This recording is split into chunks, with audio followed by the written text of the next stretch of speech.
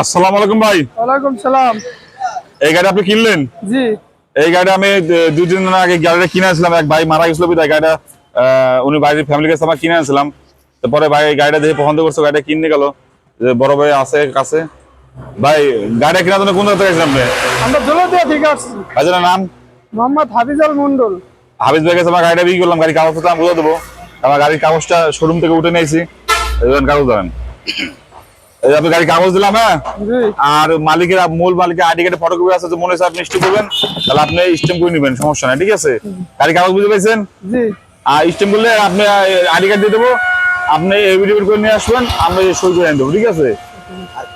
আমার দোয়া করে আপনার চালাই করে কেমন খান, ঠিক আছে। এই যে গাড়িটা আর টুকটাক কাম কাজ করে দিচ্ছে।